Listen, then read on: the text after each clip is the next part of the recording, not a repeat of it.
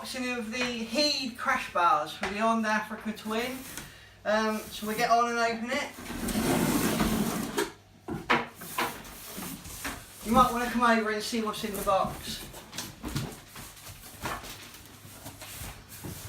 So opening the box, we've got the bars here, obviously all covered up nicely in this polythene. Let's take them out. Oh, they feel strong. Oh, they look really nice. Obviously we've got instructions there and all the fittings and everything. On the bottom of here we've got the bags that they came with. These were £220 with the bags, and this is the top and bottom crash bar as well. It's an all-in-one crash bar. There's no joins in it. There's no top and bottom with a link bar. It's just one bar from top to bottom that runs all the way around the bike. So in my opinion, I think these are stronger and better, but we'll see, we'll see. We won't be doing any tests on these, like some videos I've seen with blokes throwing their bikes on the floor. But anyway, let's get them out. They're obviously all linked together there. I'll tell you what we do, we'll take all this apart and we'll come back to you when it's all unwrapped. Welcome back. We've got all the wrapping off. We've got all these things off. We'll take these off now.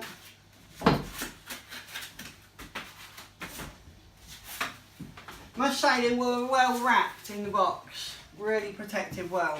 Right, looking at the bars themselves, obviously like I said, this bar is the brake side.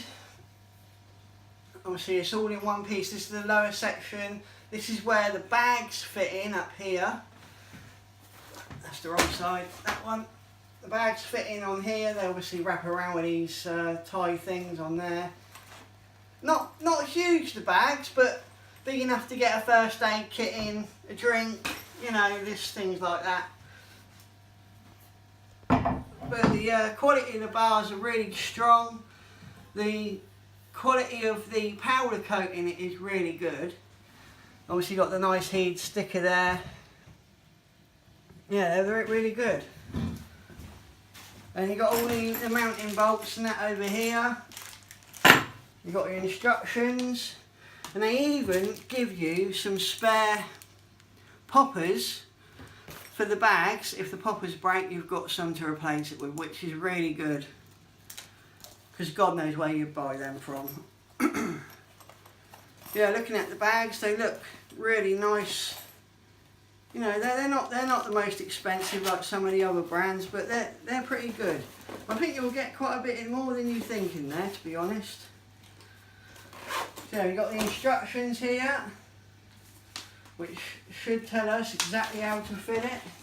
We're not mechanics, we don't know what we're doing, so we need these to show us what we're doing. I'm not going to unwrap them until we get out into the garage anyway, so... Anyway, let's head out to the garage and we'll make a start on getting them fitted on the bike. Cheers. Alright guys, right, we're in the garage. We've been out here for about half an hour fiddling about, having a look at the instructions. These instructions, you might as well screw them up and throw them in the bin because they're absolute crap. The pictures on them, they're like black and white photocopy. It's not good quality, it's basically just rubbish. So the instructions are no help, really. So what we've had to do is we've basically just put the bars up against the bike to see where everything lines up, and it's pretty apparent where everything goes. We have followed some of the instructions on here, but it's not been much help, so we sort of have to improvise and just line everything up, see where it's all going. But we're getting there, but it's not easy with them. So a video Heed would have been a lot better, because it would have been much easier to watch a video on YouTube like we're doing now, for somebody to copy and follow.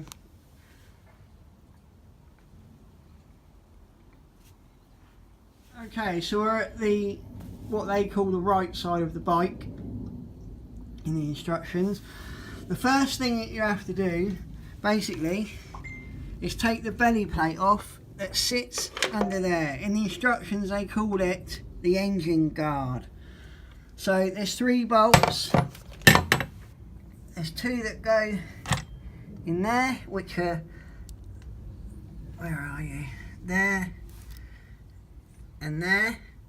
And then there's a 3rd one on the engine guard, which is there, which is that one there. So that's got to come off first. Then basically you have to take out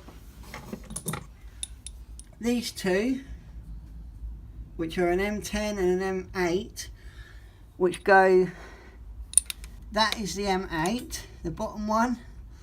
And the M10, you can't quite see it because this radiator hose is in the way, but if I move that, just see it in behind there. So those 2 have to be removed, and they give you newer ones with a spacer to put back in its place. There, that's better bit angle. Okay, so that's that side, and obviously at the top, it comes around into this bracket here, which goes under and up into there with 2 M8 bolts. So that's it for now. Okay, so we're back again. We've now got the other side on and all the bolts are in loosely. We haven't tightened anything up because it does say in the instructions, probably the only useful bit in there. It says get everything in position, all the bolts in place, and then go around and tighten them up all at the end, because you need a little bit of movement in the bars to line everything up. So you see in there, that one there obviously joins to the other bar, the other side. Then you can see up underneath there, just links in there. So then that bar comes around and down here. The most awkward bolt to get back in was the one that is up, where is it? Don't know if you can just see through there. No, it's not very good. Well, there's 2 in there.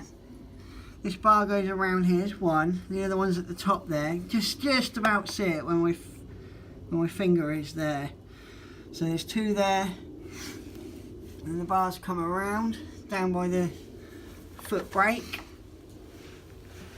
And then that attaches to a bracket here, which is connected to those 2 bolts there. They was a bitch to get off. To crack those loose was really tight. But we did it, we got there, we bent a spanner doing it. So we now got to buy another 14mm spanner because it's knackered. And then at the top part here, it goes into there, these 2. These are replacement bolts. Obviously we took the original ones out, which are down here. We got the nice new shiny ones with the hex heads in to tighten that down. So we've just got to go around now. So I'll stand back so you can see. Not much room in here.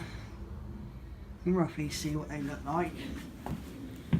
Really makes the bike look wide. We'll do a bit of a review in a minute when we've tightened everything up. But yeah, they're looking pretty good. That looks quite nice. It's a bit of a protector against the old frame there. Yeah, it's pretty good. Not bad. Right, we'll be back in a minute when we've tightened everything up. Welcome back. Right, we finally got the bars on. Everything's all tightened up. So we'll do a little bit of a review.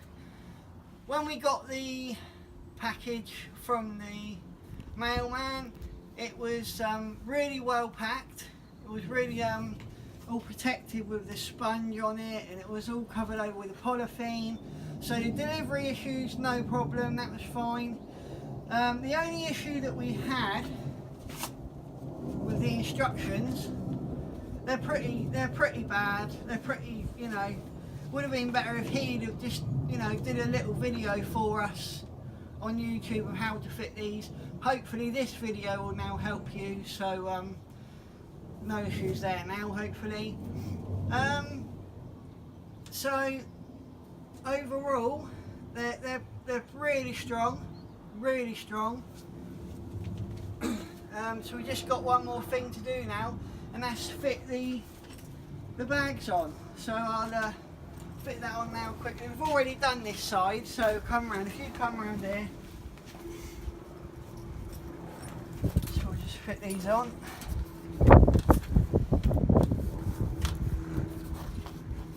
It's a bit fiddly.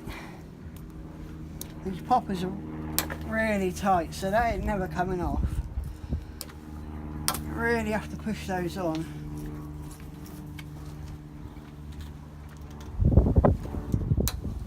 We've put a couple of little rags in there just to fill them out so you can see the shape of them, but there's nothing in there, so that's fine. A couple more, 3 more. There's one there.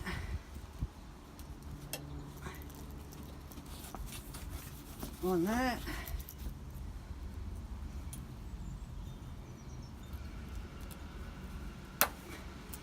One more.